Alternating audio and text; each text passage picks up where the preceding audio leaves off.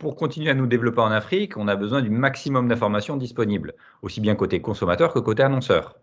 Côté consommateur, évidemment, tout ce qui touche à la consommation média est primordial, mais aussi tout ce qui touche à leur attrait pour les biens, services, leurs centres d'intérêt, les modes de vie et autres données qui nous permettraient de mieux cibler leurs besoins. Côté annonceur, toutes les informations sont là aussi importantes et nous permettent de mieux répondre à leurs besoins. Ici, nous intéresserons notamment à leurs activités, leurs stratégies, mais aussi leurs investissements médias, que ce soit des investissements médias locaux ou internationaux. Et enfin, les chiffres macroéconomiques restent primordiaux puisque ça nous permet de mieux identifier les marchés en développement sur notre secteur. Nous ne vendons pas des spots au kilo, mais plutôt des audiences ou des ciblages et des vues. Donc toutes ces informations nous permettent là aussi de répondre à ce besoin.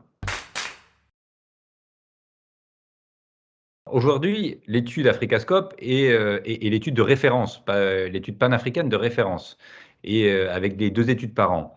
Nous sommes aujourd'hui, nous, une régie de 27 chaînes en exclusivité, et cette étude nous permet de connaître, justement, c'est ce que je disais juste avant, la consommation média en détail sur 8 pays d'Afrique subsaharienne francophone, aussi bien sur la télé que la radio que l'Internet. Côté télé, qui nous intéresse particulièrement, elle nous permet de connaître les parts d'audience des chaînes locales et panafricaines dans chacun de ces 8 pays qui sont ciblés.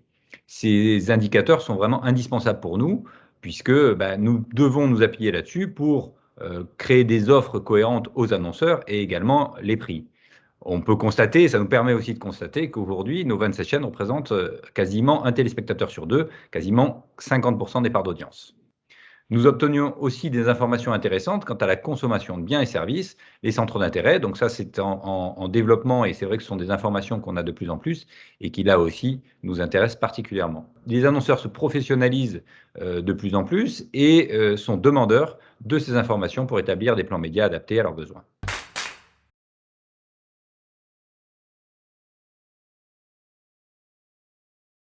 Alors, cette nouveauté 2020 est primordiale pour nous. Les marchés ne se développent pas que dans les capitales. On va dire que ces données d'audience correspondent plus à la réalité des marchés, les réalités des marchés pays.